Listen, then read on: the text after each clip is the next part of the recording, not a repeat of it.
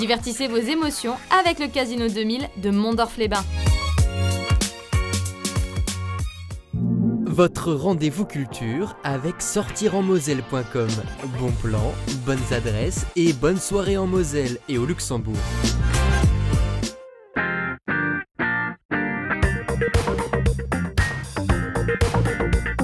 What is boss? What is a guacamolis? What is boss? What is a guacamolis? Bonjour à toutes et à tous, je suis très heureuse de vous retrouver pour ouvrir avec vous une nouvelle boîte à malice 100% littéraire, car vous le voyez, je me trouve au Livre à Metz à l'occasion de sa 37e édition. Malgré un ciel maussade, les visiteurs et visiteuses sont venus une fois encore en nombre. Au programme de cette manifestation, bien sûr, des rencontres, des expositions, des conférences et puis bien sûr des dédicaces avec près de 200 auteurs, autrices qui ont fait le déplacement. Je vous propose aujourd'hui de venir à la rencontre, de partir à la rencontre de certains d'entre eux, comme Sophie Loubière, qui a décidé de s'intéresser à un monde futuriste où, passé 50 ans, les femmes deviennent obsolètes. Avec le bateau blanc, Xavier Bouvet, lui, s'est intéressé à 5 jours marquants de l'histoire de l'Estonie. Et puis nous terminerons notre voyage avec Frédéric Pillot, qui illustre magnifiquement les 2 ans de vacances de Jules Verne. Il va nous emmener sur une île déserte. C'est parti pour un voyage pour les amoureux des mots. Allez, on y va.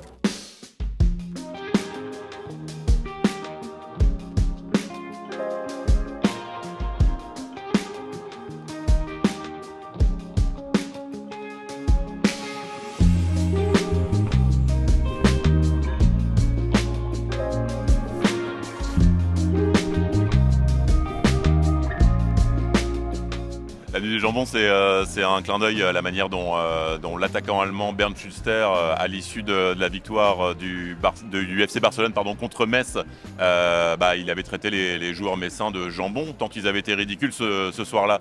Mais ce qu'il ne savait pas, c'est que 15 jours après, l'histoire n'allait pas être celle qui était attendue. C'est un match qui était très peu documenté, que tout le monde connaît, mais que personne n'a vu en direct parce qu'il n'était pas télévisé. Récit documentaire avec, je ne suis pas historien, moi je raconte des histoires. 40 ans après, peu de documentation, des souvenirs qui parfois s'étiolent un petit peu avec le temps. J'ai l'habitude de dire en fait que dans ce livre, dans cette histoire, rien n'est faux, mais tout n'est pas vrai. C'est un souvenir de jeunesse, quelque part. Voilà, mais je l'ai vécu. J'avais vécu, bien entendu, la défaite à l'époque. Moi, je suis fan du FC Metz depuis toujours. Et cette remontada de Metz, on en avait pleuré de joie. Et j'ai transmis à ma fille, qui n'a pas du tout connu ça, qui habite en région parisienne maintenant, et qui parle sans arrêt de la remontada du FC Metz. Donc ce livre, pour moi, c'est tout, quoi. C'est une histoire, c'est une transmission, et c'est le FC Metz, donc voilà. Évidemment que ça parle de foot, mais c'est aussi une manière de parler de l'enfance, en fait. Moi, en 84, j'ai 7 ans et demi, 8 ans. On s'en fiche que moi, j'ai 7 ans et demi, 8 ans. C'est en fait tous les gens qui, pour l'instant, sont passés sur le stand. En fait, à chaque fois, on a ce truc de « Ah oui, moi, j'étais gamin, je l'ai écouté à la radio. Ah oui, moi, voilà, ce sont ces souvenirs-là. » Et le foot, finalement, c'est un petit peu ça. C'est le lien à l'enfance, sans compter qu'on est au milieu des années 80. La sidérurgie en Lorraine se casse la gueule. On est vraiment une région qui souffre considérablement. Et tout à coup, il y a une toute petite lueur. Elle vaut ce qu'elle vaut, c'est que du foot. Mais il y a cette toute petite lueur de fierté qui brille. Et c'est grâce au FC Metz qui gagne la Coupe de France, puis qui s'en va battre Barcelone. C'est assez touchant pour être de Metz, en fait. Je pense que même quand on n'aime pas le foot, justement, ça raconte tellement de choses sur cette époque. Ça va être des illustrations en noir et blanc. Et au niveau du style, je mélange justement un peu, on va dire, du réalisme avec un peu plus petits personnages. Donc il y a un peu de ça dans les illustrations.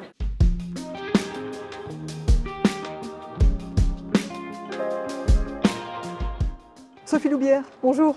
Bonjour Alicia. La dernière fois qu'on s'est vu, tu me disais que le prochain livre allait nous emmener dans le futur. Oui. Tu n'as pas menti. Je tiens mes promesses. Nous y voilà avec ce nouveau roman noir d'anticipation, Obsolète. Nous sommes en 2224. Le grand effondrement a lieu, celui de la civilisation fossile. L'être humain est obligé de pallier un peu tous les maux finalement de la planète, tous les réchauffements climatiques et compagnie et j'en passe. Une espèce de micro-société s'est mise en mouvement qui fonctionne en autosuffisance. Et puis particularité aussi de cette société, c'est que les femmes, passées 50 ans, deviennent obsolètes. Oui. Voilà, et partent pour le grand recyclage. Qu'est-ce qui t'a donné envie de nous embarquer dans cette histoire assez folle? Il y a une peur comme ça, une crainte pour toi de ce qu'annoncent les années à venir, une peur du futur, de ce qui nous attend demain? Alors, ce qui nous attend, pas grand-chose, parce qu'à notre petite échelle, il ne va pas se passer de cataclysme, a priori, mais ce qui attend les générations futures, oui, ça m'inquiète. Et c'est effectivement la raison pour laquelle j'ai eu besoin de me projeter dans 2 siècles, mais pas d'une façon, pas en convoquant mon imaginaire, mais en travaillant sur des documents concrets, c'est-à-dire les prévisions du GIEC et des études scientifiques. Ce qui fait que cet univers dystopique que je te propose dans ce roman, en fait, est tout à fait réaliste. Il tient vraiment compte de ce que serait la planète dans 2 siècles si, dès aujourd'hui, on prenait conscience de la gravité du réchauffement climatique et qu'on prenait les bonnes décisions d'ici 50 ans. Donc effectivement, on est dans une société complètement différente qui a renoncé à bien des vices, entre guillemets, ou bien des mauvaises habitudes. On est plutôt dans une société qui fonctionne de façon autosuffisante, qui est communautaire, qui occupe le peu de territoires qui sont encore habitables, puisqu'il y a eu une montée des eaux phénoménale, plus de 8 mètres. Tout a été repensé en fonction du temps, de cette température excessive. Et aussi, on tient compte des tempêtes phénoménales qui vont de plus en plus dévaster nos territoires. Et les hommes et les femmes qui vivent là également, on contrôle leur humeur finalement, on les empêche entre guillemets d'être en colère. Ça aussi, ça contribue à faire a priori que le vivre ensemble se passe vraiment... Soit harmonieux voilà, et agréable. Soit en parfaite harmonie. Oui, en fait, on ne les empêche pas, mais on les aide à contrôler leurs pulsions. Effectivement, dès l'adolescence, les enfants vont se voir offrir un bracelet modérateur d'humeur qui va réguler leurs hormones, en fait, au moment de la puberté. Donc, on continue à ressentir les émotions, on jouit, on rit, on pleure, mais la souffrance à l'intérieur, elle est retenue. Ce qui fait que... Tu peux canaliser. C'est ça, c'est-à-dire qu'on va pas, on n'a plus de pulsion de meurtre, ni envers soi-même, ni envers autrui. Et alors il y a cette question des femmes aussi qui est donc centrale, avec une héroïne qui s'appelle Rachel, qui a donc 50 ans, et puis son heure est venue, elle va passer au grand recyclage, qui semble être un lieu en tout cas dont on ne revient pas. C'est vendu comme une espèce de paradis, entre guillemets, de lieu un peu idéal. Dire à une femme, bon bah voilà, on va te retirer de ta famille, on va te retirer tes enfants, tu vas partir avec tes camarades éventuellement dans un lieu dont on ne revient jamais, il faut quand même qu'il y ait une promesse derrière. Donc effectivement, depuis l'enfance, on diffuse des images, un discours qui laisse à penser, et ça on le saura à la fin du livre, que c'est effectivement une forme de paradis qui attend les femmes en 2224 quand elles quittent leur foyer à l'âge de 50 ans. Cette obsolescence de la femme, c'est quelque chose aussi à laquelle on pense aussi aujourd'hui. On a la sensation qu'aujourd'hui les femmes, on les oublie, on les met un peu de côté à partir de 50 ans. En fait, ce livre, le déclencheur, c'est Yann Moix. En 2019, il va déclarer que pour lui, les femmes de 50 ans sont vieilles, qu'à ses yeux, elles sont invisibles, que leur corps n'est pas intéressant, pas excitant du tout. Donc ça, c'est quelque chose d'absolument insupportable et il fallait absolument que je l'aborde. Mais comment l'aborder dans un roman noir et donner de la crédibilité à l'idée qu'on pouvait, du jour au lendemain, supprimer toutes les femmes de plus de 50 ans de la planète. Et après avoir entendu Yann Moix, je marchais dans la rue et toutes les femmes que je croisais, qui avaient plus de 50 ans, je les voyais comme ça, qui disparaissaient devant moi. Et je me suis dit, mais qu'est-ce qui va rester? Pas beaucoup de lectrices, plus beaucoup de gens pour acheter des livres. On parlait de roman noir aussi, il y a une question qui se pose, c'est qu'on a la sensation que ce monde est un petit peu idyllique, sauf qu'un jour, 3 fillettes sont retrouvées mortes. Et là, il y a aussi peut-être quelque chose qui vient, une fissure qui vient... C'est le grain de sable. Voilà. On a créé une société dans laquelle de laquelle le crime est totalement absent, où l'empathie est enseignée aux enfants dès leur plus jeune âge. On sait qu'on n'a pas le choix, il faut qu'on s'aime, qu'on soit tolérant, si on veut que l'humanité perdure. Puisqu'on est dans un déséquilibre, c'est pour ça que les femmes sont écartées, c'est parce qu'il y a trop de femmes qui naissent, c'est lié aux perturbateurs endocriniens qui, aujourd'hui, en 2024, amène déjà une féminisation des fœtus chez l'homme et l'animal. Et cette féminisation va évidemment, d'ici 2 siècles, augmenter et amener ce déséquilibre. Et pour rééquilibrer la population humaine, eh bien, cette idée d'écarter les femmes de plus de 50 ans, plus en capacité de faire des enfants, pour les remplacer par des femmes plus jeunes auprès de leur mari, puisque c'est ça le fin mot de l'histoire, eh bien, a une finalité que, évidemment, hommes et femmes entendent. Tout ça est Pas plausible. toujours avec joie, puisque le mari de Rachel, Keane, qui est archéologue, lui n'a pas du tout, mais pas du tout envie qu'on lui retire sa femme. Et t'aimes bien toujours aussi que tes livres soient source de réflexion. Je pense souvent à Richard Rognier, ce poète qui vit dans les Vosges, qui m'a dit un jour, tu sais Sophie, je n'écris pas les poèmes, ce sont mes poèmes qui m'écrivent. Eh bien moi je dirais que c'est pareil Alicia. Je n'écris pas des romans, c'est les romans qui m'écrivent et qui me permettent de faire face à ce qu'aujourd'hui, aux défis de la société, du monde d'aujourd'hui. Et ce roman, je l'ai dédié à mes enfants et j'espère à mes petits-enfants. J'espère qu'ils nous construiront un avenir un peu plus chantant que celui-ci. Parce que mon fils qui a 17 ans est éco-anxieux, comme la plupart des jeunes garçons de son âge, et ma fille qui a 29 ans ne veut pas d'enfants, parce qu'elle ne se projette absolument pas dans le futur. Donc j'espère qu'avec ce livre, dans lequel 80% des inventions que je décris existent déjà, donc on pourrait déjà imaginer ces villages et ces maisons totalement autosuffisantes, je me dis pourquoi pas, si tout le monde prend ce livre, le brandit et décide de changer sa manière de vivre, même un tout petit point de sa vie. C'est ça. C'est ta façon de tirer la sonnette d'alarme. Ça va peut-être faire l'effet papillon. Ben, on le souhaite. En tout cas, voilà, moi je me suis régalée une fois encore. Obsolète, Sophie Loubière, c'est chez Belfond. Belfond, oui. Nouvelle maison d'édition, nouvelle aventure. Polar d'anticipation, vraiment à mettre entre toutes les mains. On se régale. Merci beaucoup, Sophie. Merci, Alicia.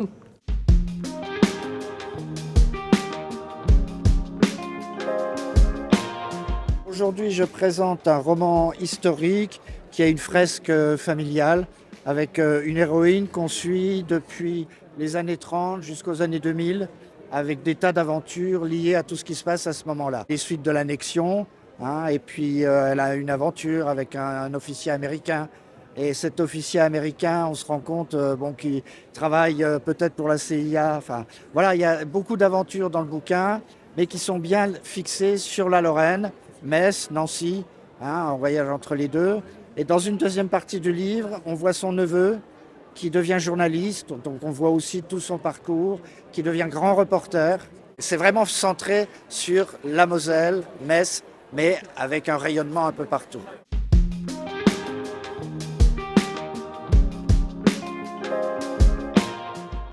Xavier Bouvet, bonjour. Bonjour. Merci beaucoup de m'accorder cet entretien.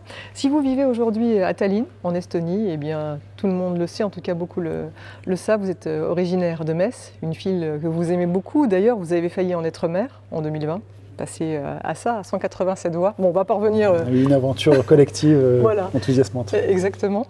Et donc aujourd'hui, je le dis, vous vivez donc à Tallinn en Estonie, c'est une ville que vous aimez beaucoup. Et puis vous sortez votre premier roman, Le Bateau Blanc, qui nous embarque en 1944 à une période assez décisive, puisqu'il y a eu une bataille, une lutte pour pouvoir restaurer la République à cette période. On va y revenir, mais avant cela, peut-être cette ville de Tallinn, l'Estonie. Qu'est-ce qui vous y a mené? Qu'est-ce qu'elle représente pour vous qui fait qu'aujourd'hui vous y vivez? Oui, c'est une découverte un peu par hasard lors d'un voyage entre Riga et Helsinki en 2010. Une ville qui m'a tout de suite charmé par son atmosphère médiévale, en bord de mer, ses murailles épaisses, non loin de forêts brumeuses, des îles au large. Donc il y a une atmosphère qui est très particulière à Tallinn. Et je pense que ça a parlé au Messin que je suis, puisque c'est aussi une ville qui est marquée par plusieurs cultures qui ont sédimenté dans cet espace. La culture allemande et germanique pendant des siècles. Et puis, bien sûr, l'espace slave, qui n'est pas très loin.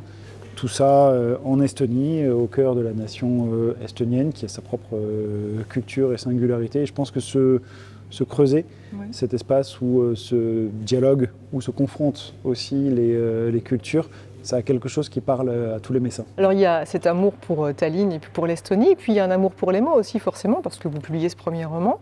Et ça... Il y avait déjà une appétence, ou alors il manquait juste le sujet? Enfin, qu'est-ce qui s'est passé? Oui, ça faisait longtemps que j'avais envie d'écrire ou que j'écrivais. Et puis quand on s'engage en politique ou quand on travaille aux côtés d'un maire comme Dominique Gros, on écrit beaucoup, puisque la politique, les affaires publiques, ça passe aussi par les mots, par le sens des mots, par le respect des mots, le respect de la parole donnée qui passe par l'écrit, la loi, le droit. Et donc il y a une proximité évidente. Et c'est la première fois, avec cette histoire qui me paraissait très forte et même vertigineuse, que je suis parvenu à aller jusqu'au bout d'un projet de roman, c'est-à-dire d'embarquer les lecteurs dans dans une histoire partagée. Voilà, une histoire alors méconnue, on est en 1944. L'Estonie a été aux prises avec les Allemands qui quittent le pays. En revanche, les Russes, l'armée rouge arrive. Et puis, on a une personnalité, Otto Tief, qui se met donc en tête, lui, de se battre pour restaurer la République, garder l'indépendance du pays. Cette histoire, vous l'avez découverte comment et qu'est-ce qui fait qu'elle vous a tellement happé? Complètement par hasard. À l'été 2020, c'était un été un peu particulier, si vous vous en souvenez bien. Pour moi, c'était l'été d'après la campagne, mais c'était aussi l'année de déconfinement. Et je suis tombé au détour d'un article sur cette histoire assez incroyable de la République d'Estonie pendant 5 jours entre l'évacuation allemande et l'arrivée des premiers chars soviétiques.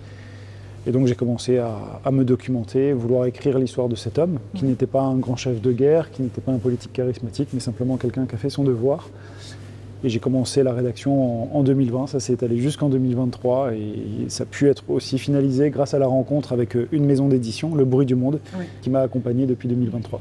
Qui est-il cet Otto Tief? Qu'est-ce qui vous a séduit chez lui? Alors Otto Tief, c'est un avocat, c'est un homme de droit qui a fait de la politique dans les années 20, il a été député, il a été ministre, il a été aussi capitaine durant la guerre d'indépendance en 1918-1920, donc c'est quelqu'un qui avait participé aux affaires de son pays. Pour autant, il était retiré de la politique depuis le début des années 30. Il s'était recentré sur son domaine, sur sa famille, sur une exploitation agricole, tout simplement. Et même durant les premières occupations, la première occupation soviétique, la première occupation, l'occupation allemande, c'est pas quelqu'un qui rentre dans un combat armé avec l'occupant, mais c'est quelqu'un qui reste avec sa famille et qui cherche à faire vivre les siens. Mais c'est cet homme que les résistants de 1944 vont venir trouver parce qu'ils connaissent son intégrité, son sens des responsabilités et lui proposent, puisqu'il n'est recherché par personne, de prendre en main les destinées du pays et de participer à la restauration de l'indépendance le moment venu. Et ce moment arrive en septembre 1944 quand un beau matin, le 18 septembre 1944, une flotte d'évacuation se présente à l'entrée de Tallinn et que toutes les unités allemandes se précipitent pour quitter le pays au plus vite. Il a fallu extrêmement se documenter, forcément, pour pouvoir écrire un tel livre. Oui, je suis ni estonien ni historien. Donc j'avais 2 scrupules. Le premier, n'étant pas estonien, c'était de raconter de manière fidèle une histoire qui n'est pas la mienne, mais qui est pourtant aussi la nôtre. C'est une histoire européenne. Et puis, ce deuxième scrupule, je ne suis pas historien, quoique de formation en histoire. Et ça me conduisait à être très vigilant sur les sources employées, à les exposer d'ailleurs en bibliographie, de manière à être transparent dans la construction du récit et surtout dans cette ère de manipulation d'informations, de désinformation massive que l'on connaît aujourd'hui, de ne pas prêter le flanc aux réécritures de l'histoire et d'être vraiment dans une approche plus honnête et scrupuleuse du déroulé des événements. C'est un livre qui véhicule de l'espoir, c'est sur l'espoir, sur cette quête de liberté également. Oui, c'est un livre sur l'engagement, je dirais. C'est un livre sur l'engagement, c'est un livre sur l'Europe, qui raconte une autre histoire européenne.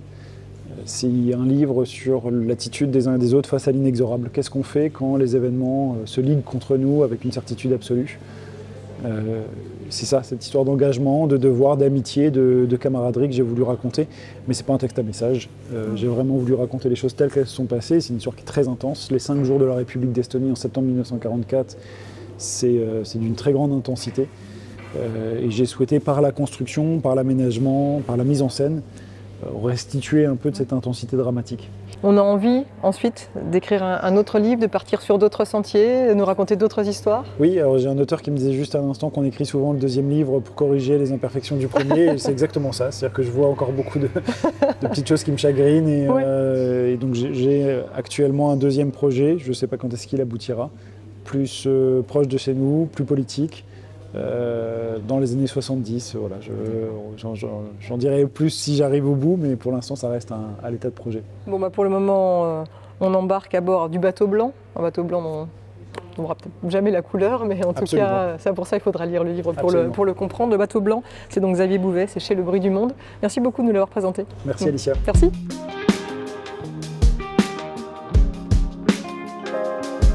Dans mon premier roman, Jeu est un autre, c'est l'histoire de mon personnage principal, Paul Maxence, qui va remarquer que dès qu'il est vraiment une personne, cette personne va être retrouvée assassinée et à chaque fois on va établir son portrait robot. Et en parallèle de la police qui va le croire coupable, lui va également mener des investigations sur sa vie parce qu'il y a ses parents qu'il n'a pas beaucoup connus quand il était gamin et peut-être qu'on lui cache un frère jumeau qui tue à sa place. Donc Jeu est un autre, c'est la question qu'Arthur Rimbaud a posée à un de ses amis où il se demande est-ce qu'on se connaît vraiment soi-même. Et donc, comme la fin de ce roman est assez ouverte, j'ai décidé, à la demande de beaucoup de mes lecteurs, de raconter la suite et d'élucider complètement les malheurs de Paul dans Jeu est un autre, en donnant des nouvelles de Paul Maxence, un recueil qui est écrit en 3 nouvelles. Je présente un recueil de nouvelles qui s'appelle Solitude au pluriel, parce qu'il y a des solitudes heureuses, la solitude de celui qui écrit, la solitude de celui qui travaille un instrument de musique, qui peint, et puis il y a des solitudes qui sont subies par la vie, une séparation, un décès, un exil. Et j'ai essayé, sur ces 9 nouvelles, d'étudier un petit peu toutes ces solitudes, donc toutes ces façons de dire « je », mais jusqu'à peut-être impliquer un « nous » derrière.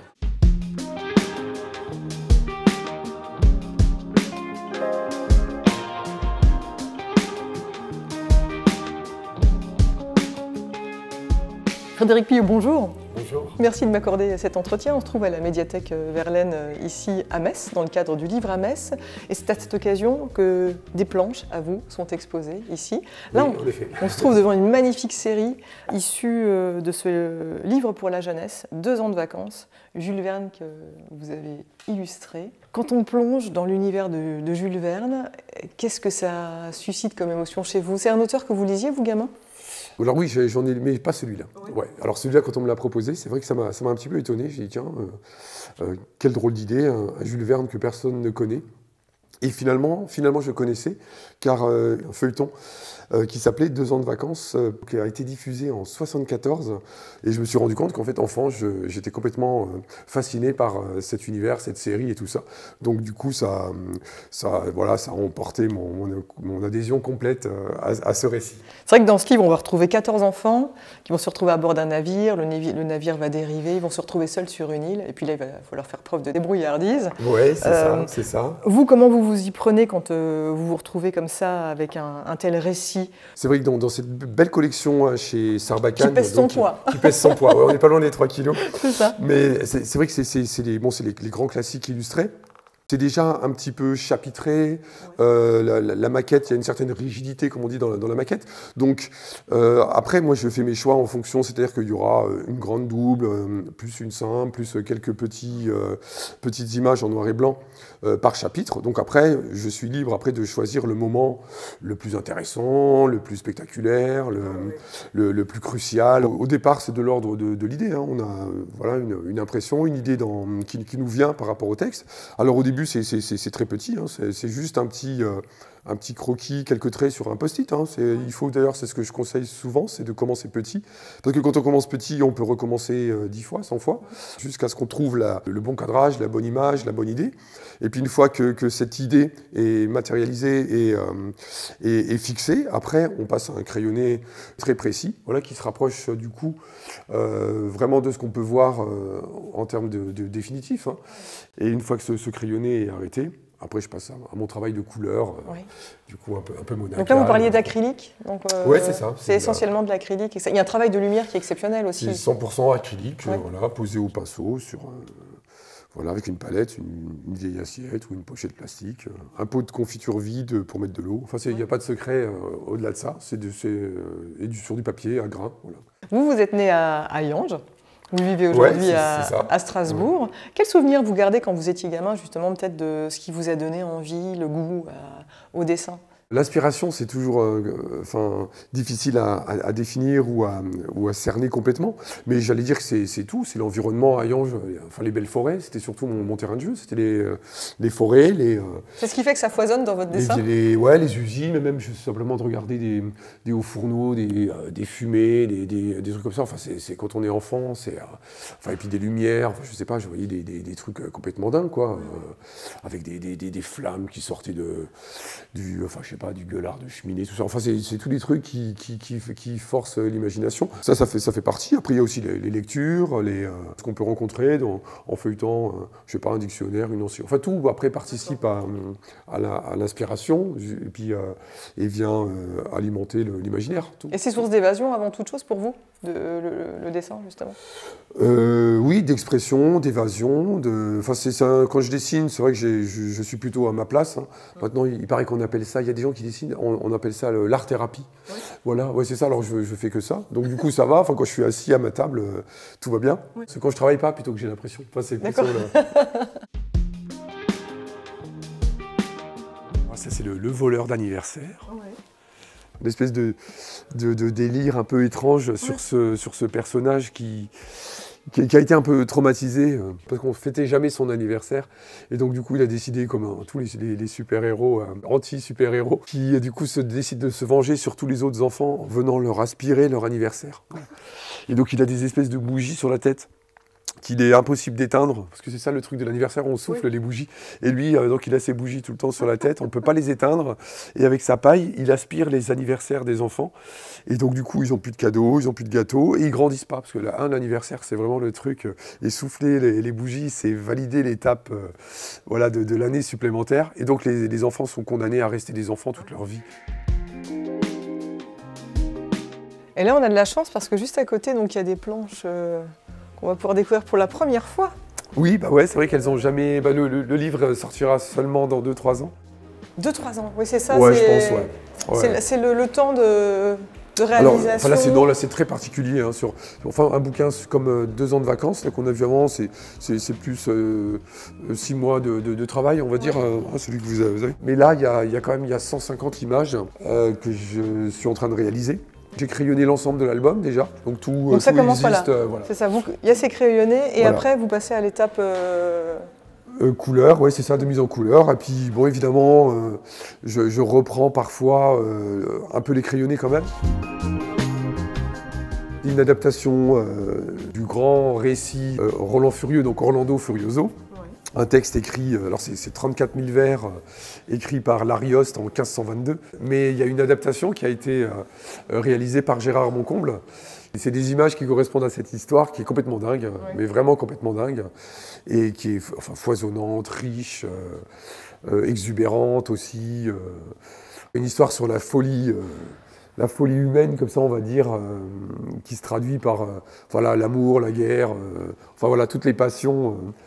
Qu'on a du mal à réfréner, qui sont à la fois caricaturées et exaltées. Enfin voilà, c'est un truc assez dingue en fait. Merci de nous émerveiller. Et puis on a hâte de découvrir le suivant. Merci beaucoup. Ouais, merci.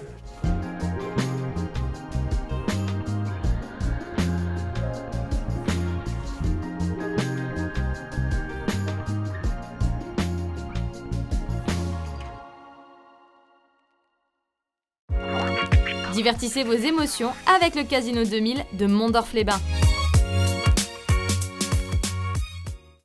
Votre rendez-vous culture avec sortirenmoselle.com. Bons plans, bonnes adresses et bonnes soirées en Moselle et au Luxembourg.